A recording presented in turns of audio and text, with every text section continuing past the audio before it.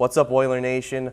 I'm Brandon Emsweller, and welcome to another edition of Coach's Corner here on UFTV. And today, I'm joined by swimming and diving head coach, Coach Makepeace. Welcome to the show. Thank you very much for coming on. I really appreciate it. Thank you for having me. And, let's just jump right into it. Last week, or a couple of weeks ago, and I believe it was February 11th when it first started, GLIAC Tournament started. And in GLIAC Tournament, for any GLIAC team for the University of Findlay, it's never an easy tournament to go into. So my first question is, what type of preparation has to go into a GLIAC tournament?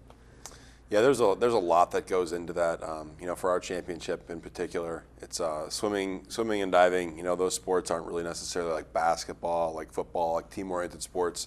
We're definitely a team, but there is such an individual aspect to it that what we have to do to prepare each person to be at their best is to make sure that we're working with each individual, using their past performances to kind of measure what will work best to kind of taper them down, because we have a taper period where you're basically trying to, minimize your volume, minimize your intensity to make sure that, each individual athlete's going to be at their best to peak during that week, because, we want to be able to, I guess, for a lack of better terms, be able to have, our best, saving our most bullets for that time, if that makes sense.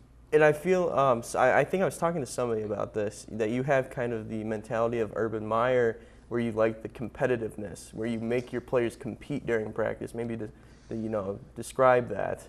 Yeah, the way that I always liked to have practices run when I was an athlete and when I was an assistant is that you're really being able to compete in practice. You're able to kind of have a routine where you're in competition during practice. That way, at the end of the week or the end of the month, whenever our competition is, the next one that comes up, we're ready to perform, and it's very, very normal. It's not like anything's new or unexpected. It's just going to be another day.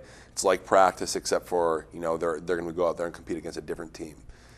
And so it hits the first day for the GLIAC tournament, and 2 school records were broken. It was Janko Radmanovic. Janko Radmanovic. Yeah, Janko. It's a tough one to swallow. And he finished the 50-yard freestyle with 20.71 seconds in the preliminaries. And then on the other side, the relay team finished with 1:45.20. Yeah, our first day we were off to a really good start. Janko had a really impressive performance both in the morning and the evening for prelims and finals. Our women's medley relay set a new school record, which is awesome to see. They didn't break it by a whole lot, but it's the first one. It knocks off a lot of the cobwebs of racing, because we haven't really been in competition for about 3 weeks because of our last meet at Grand Valley. So it was a really good start to the meet. People were swimming fast. Our divers were getting into the flow of the meet too, so they were starting to get after it. So that was really good to see.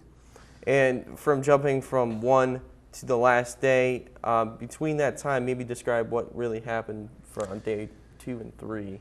Yeah, on a day-to-day basis, things just kind of ebb and flow throughout a meet. It's just that's the way it's kind of handled. Is every day is going to be a little bit different. Every day, people are going to be a little bit more groggy just because of the length of the meet. It's not it's not a one-day thing and you're out of there. We're there for 4 days. You got to be able to rest, relax, and kind of stay at a low key to make sure that you're ready to go each day.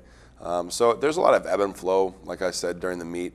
It's just getting up and getting ready for your events and making sure that you're prepared to get after those. Was there any technique after the meet on each day that you guys did to have your players relax?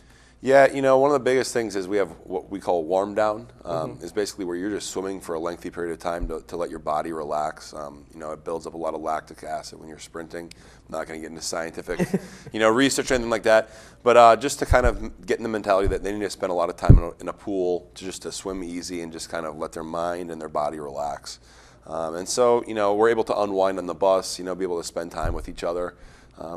Each person on our team can talk to their teammates and kind of just let things go for the day and focus on things outside of the pool when we're not there. That way they're able to kind of rebound, be relaxed, and not worry about every individual race that they're going to have.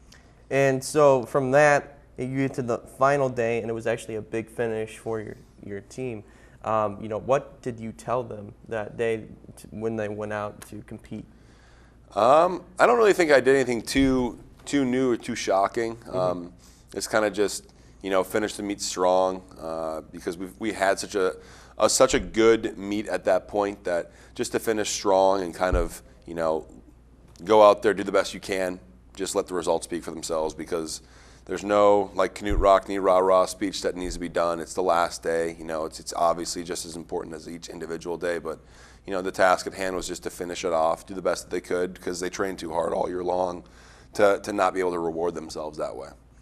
And on that last day, actually the men's and women's teams finished in the highest places in school history. What does that say about your team? Yeah, I think that it shows the improvements that have been made throughout not only this year but the last couple of years, that the leadership on our team is really starting to come together. They're able to show and give examples of where we were and where we are, and I think that was really, really cool, just being able to have the highest finish we've ever had in our school history, because it shows the process that we've gone through and undertook to make things better, and it's just going to continue to grow from there. And so after that, you guys send some of your swimmers individually to Ashland, and it's the last chance. Last chance meet, yeah. Yeah, the last chance. What does that mean? What does that mean? So there's NCAA qualification standards that we have to hit or try to get as fast as we possibly can to get invited to the big dance, the NCAA meet. And so by going to the last chance meet, our idea was basically just go out, do the best you can, try to improve times. If you can't improve them, that's okay. So we sent a few individuals that were on the cusp of getting there, and one in particular who just didn't do as well as he'd have liked last week, and he actually did really well, was Toto Jervich. And so, I don't think we improved any times that were in consideration for qualifying, but we had some really good swims there. It was really good to see, and we just kind of trained through the week, so it wasn't like we were resting like some teams probably do for that. So we just kind of took it as a training week and an opportunity to swim again before the NCAA championships. So you get done with that, and now today's Tuesday, the unofficial nationals list comes out at 8 p.m. So will you be kind of looking for that? Yeah, it's a stressful day because you don't know what to expect. There's no real easy way around the process. It's not like a foolproof plan that they have, like the top 20 for each individual event.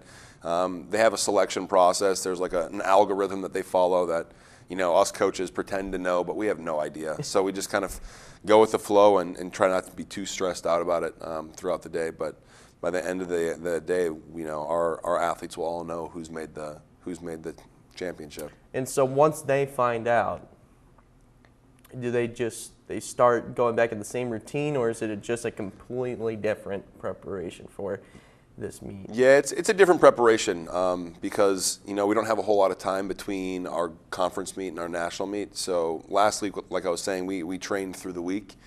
So we're just continuing to have the same people train until they hear if they've made the championship or not, and if the ones who don't, they'll be able to cut it loose and take some time off from swimming.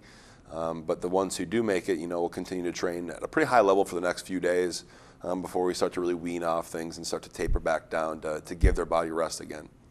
And so from that, I ask every coach this, what have you learned about your team that might have been different last year? Yeah, I would say that our team is very resilient. We definitely have had some adversity throughout the duration of the year, but the attitude is everything, and I think that what I've been able to see throughout the duration of our season, it's a lengthy period, is just the development of our attitude. We have a really young team. I would say about at least 75% is sophomore or freshman. So it's a big part of our team, and just carrying the right attitude, showing up to practice each day, ready to go, ready to be, excited about practice. It's not tough when you're following a black line, that's for sure. But I think that they did a great job with attitude, and I definitely learned that we've got what we need foundationally to move forward in the future, to continue to grow and become a better team. Coach, thank you for coming on again. And that's going to do it for me. I'm Brandon Emsweller, and you are watching UFTV.